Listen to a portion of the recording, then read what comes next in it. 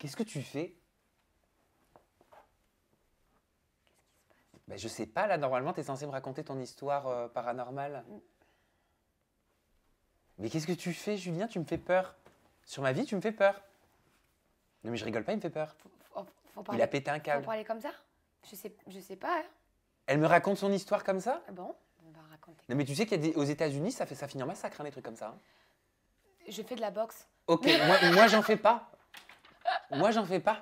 Ok, bon, Je te bah. protège. Alors, c'était pas prévu, hein. Ok, d'accord. Bon, bah, Julia, je crois que c'est le moment où tu es censée me raconter ton histoire paranormale. Ben, ça commence. Donc, vas-y, ça commence. Bon, alors déjà, il faut savoir que ce fut très compliqué d'en sélectionner une parce que j'ai eu plein de petits épisodes un peu bizarres comme ça dans ma vie. Mais celui qui m'a le plus fait hurler, c'est donc, je te resitue, une amie de ma famille, quelqu'un de ma famille proche, voilà, avait dans ses contacts un monsieur qui était cartomancien. Voilà, tu sais, qui lisait les cartes. Cartomancien, donc voyant, médium. Voilà, c'est ça, qui est beaucoup dans les cartes, dans le... Voilà. Et c'est une personne que j'ai toujours voulu rencontrer, mais que je n'ai jamais pu, j'ai jamais pu la rencontrer. Voilà, les choses ont fait que, voilà. Et cette personne est décédée, donc avant que j'ai pu la rencontrer. Donc c'était un décès qui malheureusement m'avait touchée parce que je voulais vraiment la rencontrer. Et... Mais...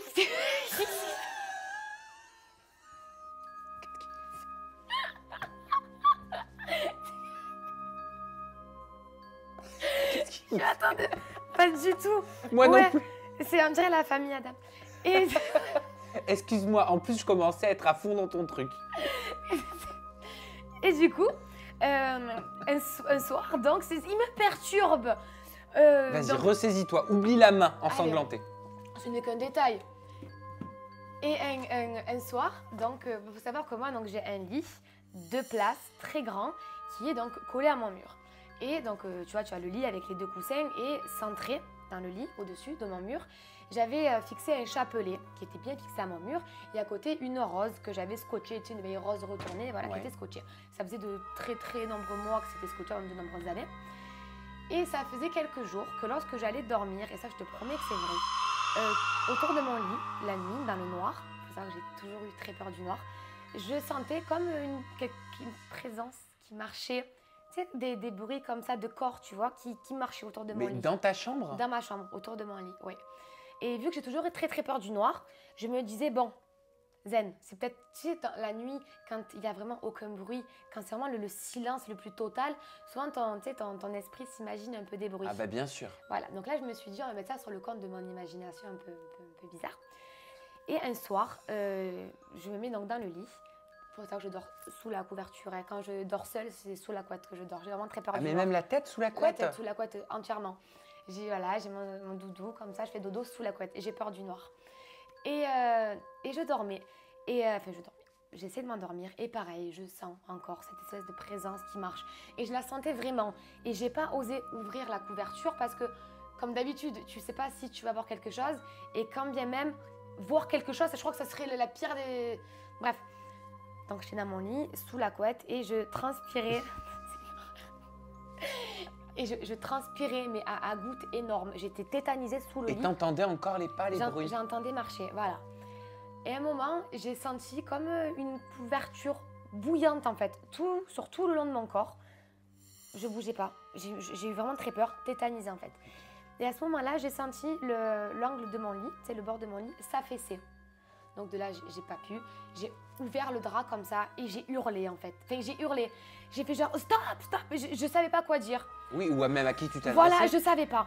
Réflexe, je me suis mis en position de prière sur mon lit et j'ai commencé à faire une prière. Je me suis fait réflexe, voilà. Après, c'est sur mes croyances, voilà. Donc, j'ai fait une prière. Je me suis dit, voilà, s'il y a quelque chose de malsain dans ma chambre, de négatif, pourvu que ça le fasse fuir en fait. Donc, je fais ma prière et je me remets sous la... Et Il est épileptique. Et je me remets sous ma couverture. Et je te promets que tout ce que je te dis est vrai. Je me remets sous ma couette. Et pareil, impossible de trouver le sommeil. Et je sens encore ces bruits, cette sensation, cette présence. C'est bête de dire ça, mais je savais qu'il y avait quelqu'un dans ma chambre. Ah, un crucifix, c'est ça, c'est un crucifix. C'est... D'accord, ça te protège. Va des rétro Satanas. Exactement. Tu vois, il est gentil, il est bouge gentil. Pas, il reste là. Bon, ben écoute. Et je sentais, et je sais à cette heure-ci qu'il y avait quelqu'un dans ma chambre. Je le sais, j'en suis sûre, on dirait une dingue quand je dis ça. Et en fait, je me calme. Et d'un coup, dans la chambre, j'entends un bruit que je n'arrive pas à localiser. Et là, j'ai levé ma couette et j'ai hurlé, mais à plein poumon, en fait. Donc, j'ai allumé mon téléphone. Et en fait, quand j'ai regardé à côté de moi, il y avait donc mon coussin sur lequel je dormais et le coussin d'à côté. Et en fait, ça, je te le promets, mon crucifix, enfin mon chapelet et la rose s'étaient décrochés. Mais elle ne s'était pas décrochée en tombant comme ça. Le chapelet était... Je n'ai pas vraiment envie de faire ça avec ça. Mais tu vois, il y avait le coussin et en fait, le chapelet était droit comme ça, posé sur le coussin avec la rose juste à côté. Ah, ça c'est un message. Comme si ça avait été déplacé et posé droit comme ça. Et donc, quand j'ai hurlé, ma mère est montée en fait. Et elle m'a regardée en mode normal. Elle m'a dit « Prends ton truc et viens dormir avec moi en bas ». Et j'ai pas compris en fait pourquoi elle a aussi peu réagi. Je fais « Ok, je vais dormir avec elle ». Et en fait, le lendemain, je discute. Je dis « Maman, hier soir, j'ai vraiment pas été bien ». Et là, en fait, elle me dit à demi-mot que en fait, la veille au soir, avant que j'aille dormir dans ma chambre, elle était donc avec cette fameuse amie de la famille. Et en fait, elle avait prié dans ma chambre en parlant au fameux cartomancien qui était décédé et en lui disant de se manifester s'il était toujours là, de venir nous dire qu'il était parmi nous. Et en fait, elle a fait ça, cette personne a fait ça dans ma chambre. Et le soir même, j'ai eu cette manifestation. Et quelques semaines plus tard, ma mère ainsi que son ami sont allés voir, pareil, un ami cartomancien qu'ils avaient en commun, tu vois. Et du coup, ce monsieur a regardé ma mère et lui a dit « Elle le sait, ta fille, que votre amie est allée la voir dans sa chambre il y a quelques soirs de cela. Et ma mère, sur le coup, elle n'a pas tilté. Elle a dit « Comment ça ?» Et cette amie a dit « Oui, mais il est allé la voir, il lui a rendu visite.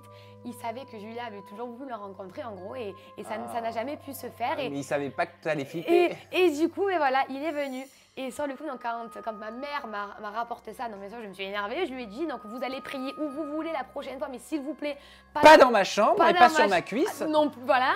Et à ce jour, je le sais, j'en suis sûre et certaine que ce soir-là, c'est cette amie-là qui est venue, qui a marché et qui, justement, s'est peut-être manifestée en posant ce chapelet. Et après, ça c'est pour la petite anecdote, on a dans la famille quelqu'un qui tire les cartes, qui a beaucoup de ressentis. Et qui m'a confirmé en rentrant dans ma chambre qu'il y avait déjà eu une visite, une seule, mais elle m'a dit c'est quelque chose de positif. Elle m'a dit tu as une bonne étoile au-dessus de ta tête. Cette personne-là qui est décédée te protège pas ta mère, protège pas cette amie-là que vous avez en commun, elle te protège vraiment à toi. Ah, c'est donc fou, voilà, ça. Donc paix à son âme, à la personne qui a disparu, mais c'est voilà. Et je sais et je l'ai senti et c'était pas la première fois. Ouais, c'est du domaine du ressenti, de l'émotion. Voilà. Tu vois, je disais histoire paranormale inexplicable parce que c'est la définition de paranormal, mais pour le coup, tu as une explication. Oui, voilà. Hein? Donc explication irrationnelle, certes. Irrationnelle, oui. Voilà, je peux l'expliquer. Ah non, ne fais surtout pas tomber ta main. Ah non, je te la rends. Bon, Mais, écoute, ça va, ça t'a pas... Moi, ça m'a un peu perturbé là. D'accord. Donc, du coup, si je peux rajouter, Oui, vas-y. en cette période où en fait, du coup, nos amis les défunts, sachez qu'une chose, si vous voulez les appeler, faites-le dans votre tête parce que si vous le faites à voix haute, vous ne savez pas ce qui peut se passer chez vous le soir. Oui, exactement. Et Voilà. ne suivez pas l'exemple que j'ai fait dans les 24 heures avec Adixia Jamais en faisant de du la vie. spiritisme. Non, non. Hein, n'est-ce pas? Hein, c'est pas bien, hein? Non. Hein, faut pas faire de spiritisme. Hein. Non. T'aimes ça le spiritisme? Hein? Oui? Ok. Eh ben on n'en fera pas ensemble. De quoi? Ah! Mais qu'est-ce qui me fait Même peur? ça m'a fait peur. Mais qu'est-ce qu'il fait? Mais je comprends pas. Oh punaise. Qu'est-ce qu'il faut faire? On met les doigts là? Ah! Mais faut pas nous faire un truc pareil! Bon, on se retrouve très bientôt avec une nouvelle histoire paranormale, des explications irrationnelles et j'espère pas Scream parmi nous. À très bientôt. Bye bye.